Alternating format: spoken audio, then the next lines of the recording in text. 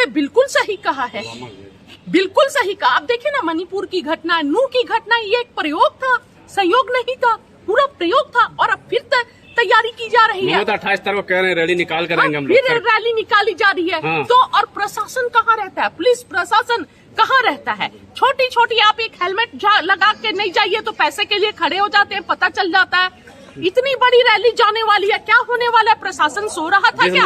यानी खट्टर सरकार सो रही है, फेल्योर है खट्टर सरकार। जिस मोनू मानेसर बिट्टू बजरंगी की बात कर रहे हो तो क्लीन चिट दे दिया वहाँ के प्रशासन ने। बिल्कुल क्लीन चिट देंगे, क्योंकि ये इनके नफरतों के व्यापार को बढ़ाने में इनका सहयोग कर रहे हैं। तो जाहिर सी बात है, जिस तरह एक लिस्ट है लंबी चौड़ी, आप देखिए ना, जिस तरह पहलवान महिला बैठी हुई थी और अभी तक पार्लियामेंट में हमारे मंत्री जी बैठे हुए हैं, उनका कोई ये नहीं हुआ। राहुल जी को यहाँ पर 3 साल पहले, 4 साल पहले के एक छोटे से बयान पर निष्कासित कर दिया जाता है। प्रियंका जी पर 50% वाली कमीशन वाली सरकार बोलने पर 41 जगह मध्य प्रदेश में केस हो जाता है।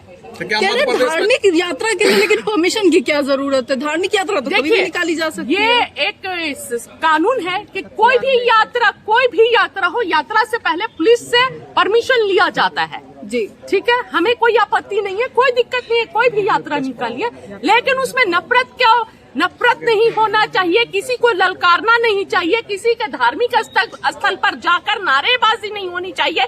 और अगर कर सकते हैं। नहीं, कुछ नहीं। और अगर धार्मिक यात्रा निकल रहा है तो उसमें तलवारों की क्या जरूरत है, बंदूकों की क्या जरूरत है, लाठियों की क्या जरूरत है? आप ये बताइए। सेल्फ डिफेंस के लिए पत्थरबाजी होती है सामने। अच्छा, तो पत्थर सेल्फ डिफेंस के लिए पुलिस क्या कर रही है? यानी देश का पुलिस और कानून इतना कमजोर हो गया है कि हर व्यक्ति को अलग अलग तलवार लेके चलना चाहिए। अब हमें तब तो हर महिलाओं को अपने हाथ में तलवार लेके चलना चाहिए, बंदूक लेके चलना चाहिए। हमें महिलाओं की क्या सम्मान बहुत खतरे में है। बार बार इस तरह की घटनाएं, मणिपुर को आप जलवा रहे हैं, नू में आप घटनाएं करवा रहे हैं, और अब छोटे बच्चों का जो शिक्षा का मंदिर तक को आप लोग नहीं छोड़ रहे हैं। नू में कौन घटना करवा रहा है? जाहिर सी बात है, कौन नहीं जान रहा है कि भारतीय जनता पार्टी के द्वारा ये सहयोग नहीं, एक भारतीय जनता पार्टी के द्वारा किया गया प्रयोग है।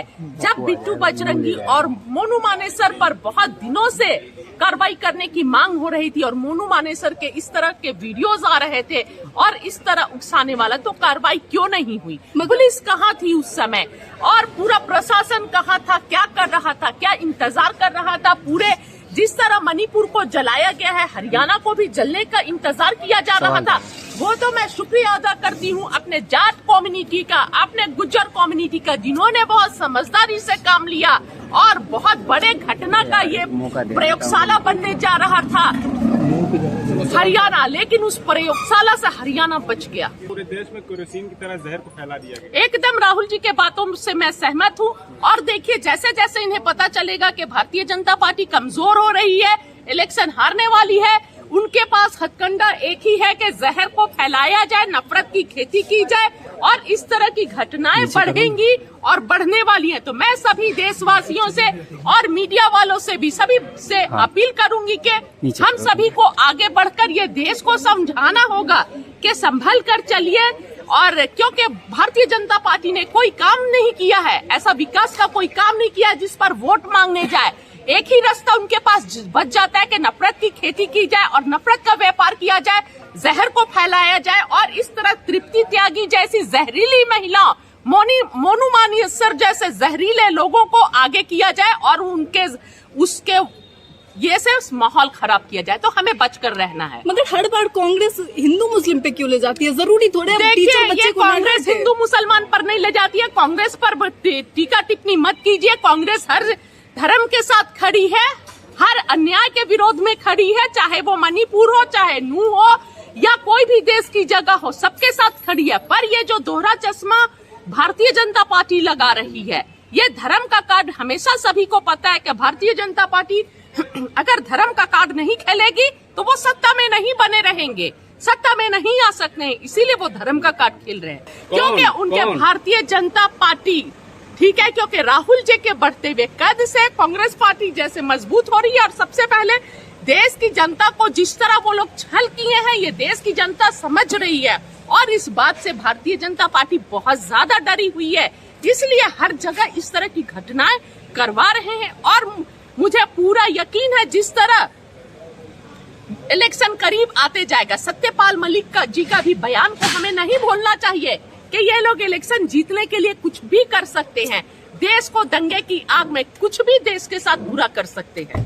तो आप कह रही हैं 2024 का ये स्वरूप दिख रहा है? बिल्कुल, 2024 की ये तैयारी है। 2024 के लिए ये लोग इस तरह के माहौल को बना रहे हैं ताकि देश की जनता को गुमराह किया जा सके और नफरतों को फैलाकर नफरतों के नाम पर वोट बैंक की तैयारी की जाए, क्योंकि काम तो कुछ किए नहीं है। दिग्विजय सिंह ने कहा है कि बीजेपी पूरे देश में दंगा करा सकती है 24 से पहले। सत्यपाल मलिक जी ने भी कहा है।